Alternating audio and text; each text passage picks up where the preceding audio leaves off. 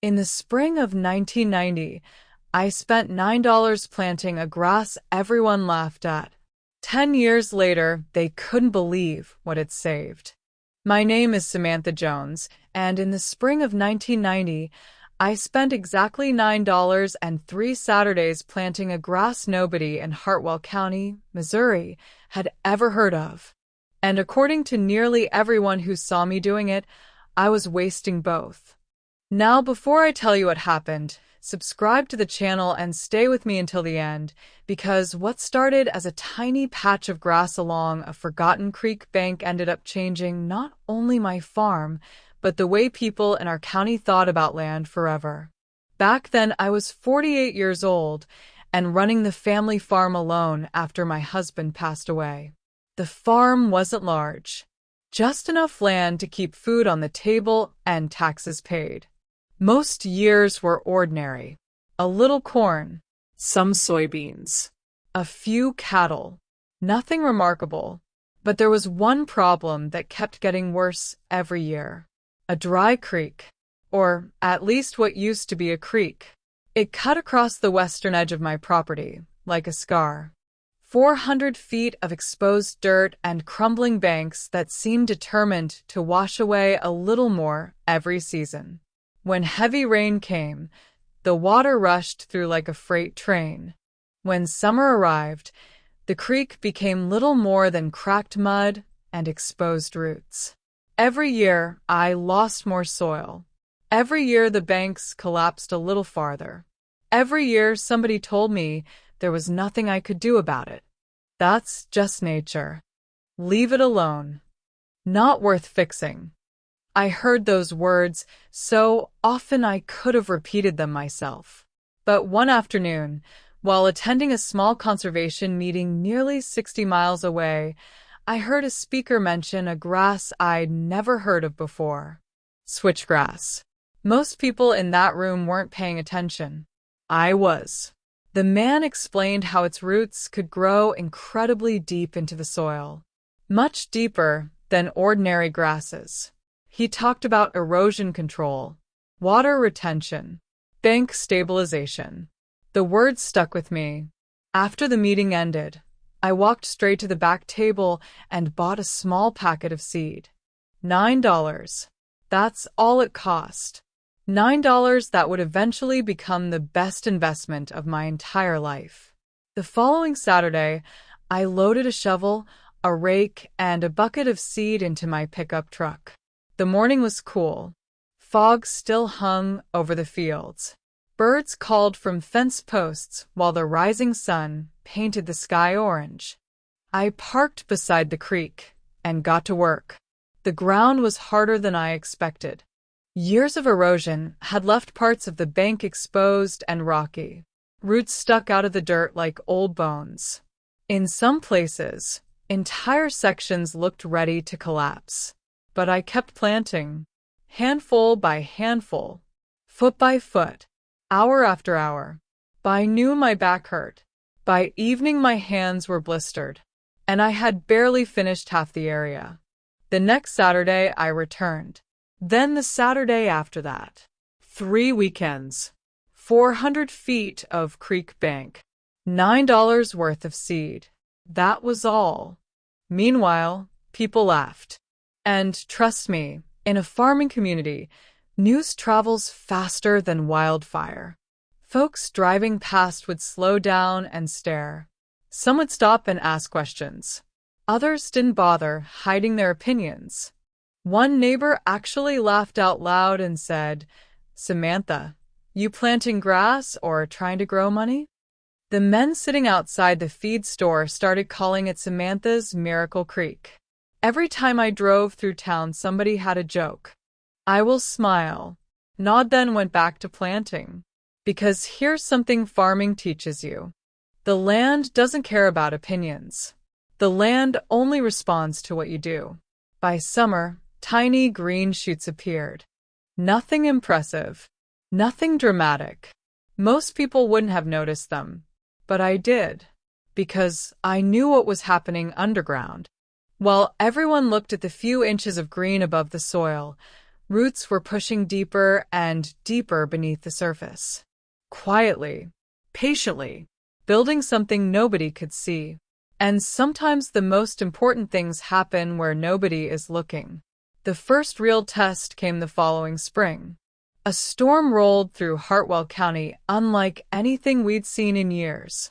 Rain fell for 3 straight days. Creeks overflowed. Fields flooded. Roads disappeared beneath rushing water. I stood on my porch watching dark clouds churn across the sky and wondering what would be left of my creek when the storm finally ended. When the rain stopped, I climbed into my truck and drove toward the western edge of the farm. What I saw made me stop in the middle of the road. The creek had flooded. The water had risen nearly bank high. Sections of neighboring properties had collapsed. Tons of soil had washed downstream, but my bank remained standing. Not perfectly, not completely untouched, but standing. The young switchgrass had held more soil than anyone thought possible. Its roots were already weaving through the dirt like underground ropes, protecting the land from being carried away. I remember standing there in muddy boots staring at those patches of grass and realizing something important. People laugh at small things because they don't understand what those small things become over time. And that lesson would prove even more important during the years that followed. Because what happened next wasn't just about erosion. It was about drought, flood, cattle, profit, and a discovery that would eventually bring farmers from 3 counties to see the very grass they once called a waste of time. When I stood beside that creek after the storm and saw those banks still standing, I knew something important had happened. Not something dramatic, not something that would make newspaper headlines. Just a quiet little victory between a woman and a piece of land. The funny thing about farming is that most victories happen quietly. Seeds don't announce themselves when they sprout. Roots don't celebrate when they grow deeper. And land doesn't send thank you letters when you take care of it. You simply notice, years later, that something survived when it shouldn't have. That storm was only the beginning. Because over the next several years, I kept watching that patch of switchgrass. Every season it grew thicker. Every season its roots dug deeper into the earth. The creek bank that once crumbled under every heavy rain slowly became stronger. The exposed dirt disappeared. The washouts became smaller. The scars along the edge of the farm began healing themselves. And while that was happening, something else was changing too. The people laughing started paying attention. Not openly, of course. Nobody likes admitting they might have been wrong. Especially farmers. We're a stubborn group. We'll argue with weather forecasts while standing in the rain. But I noticed things. Neighbors slowing their trucks when they drove past. Farmers walking down to inspect the creek after storms. Questions becoming more frequent. What kind of grass is that again?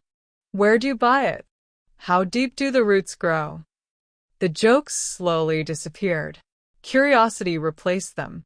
Then came the summer of 1994. To this day, I still remember that drought. The ground cracked open. Ponds shrank. Pastures turned brown. Creeks stopped flowing. Everywhere you looked, the land seemed thirsty.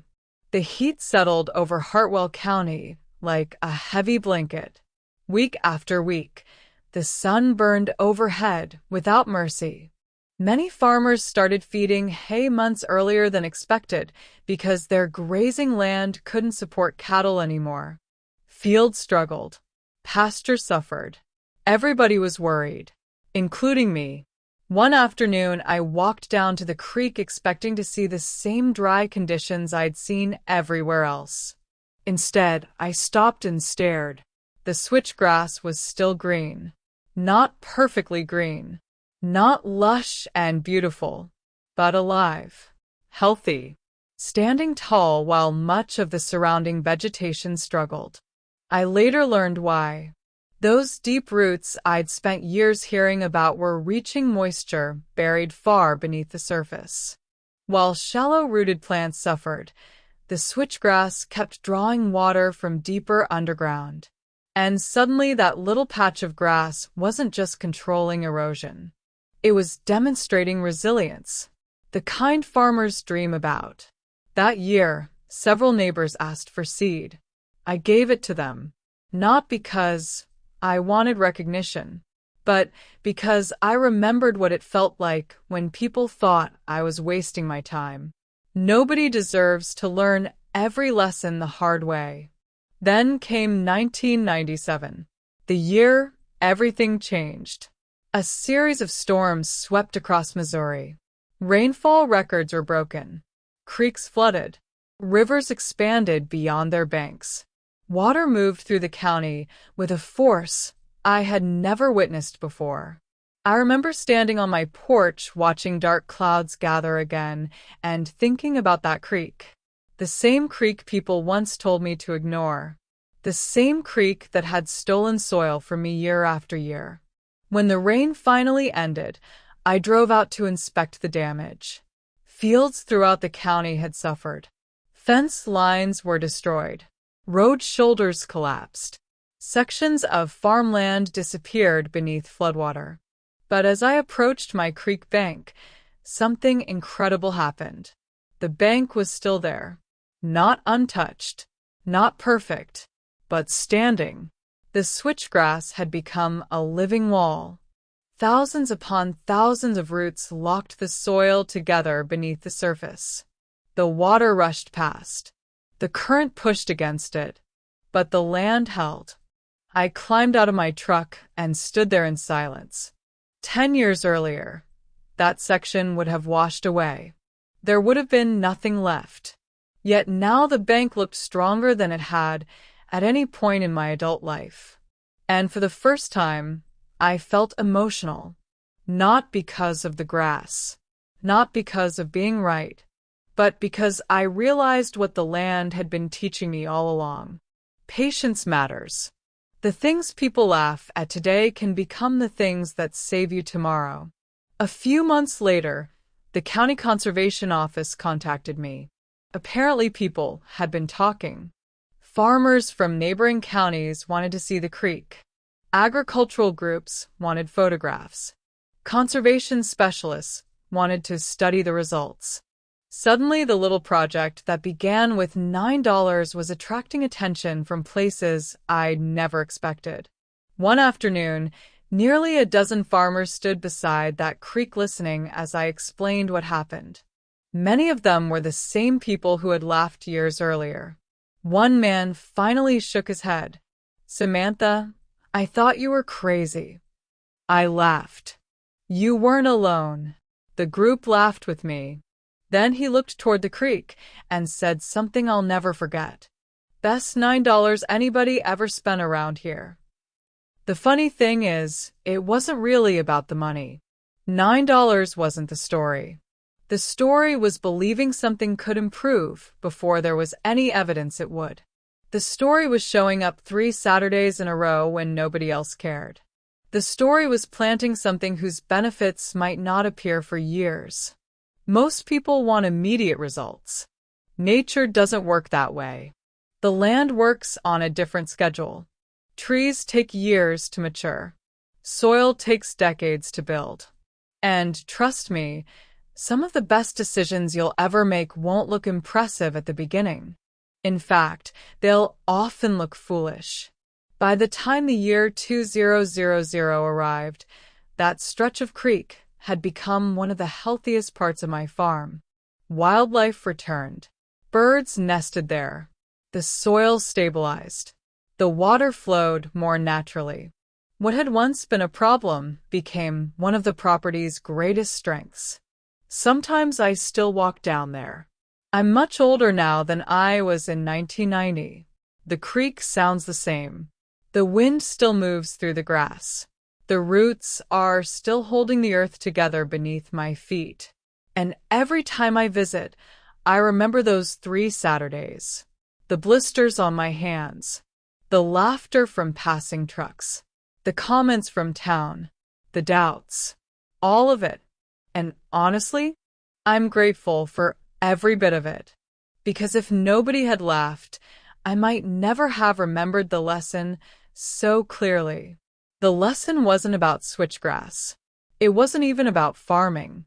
It was about life. People judge what they can see. But the most important growth often happens where nobody is looking.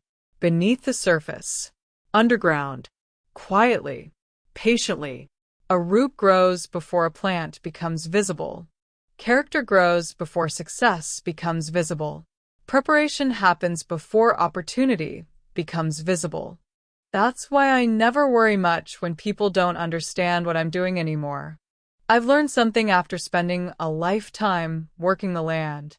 The earth rewards patience. Eventually. Not immediately. Not conveniently. But eventually. And if you've stayed with me until the end of this story, I hope you'll remember that the next time someone laughs at a small beginning. Because 10 years after I spent $9 on a bag of seed, nobody remembered the jokes. Nobody remembered the laughter. Nobody remembered the criticism.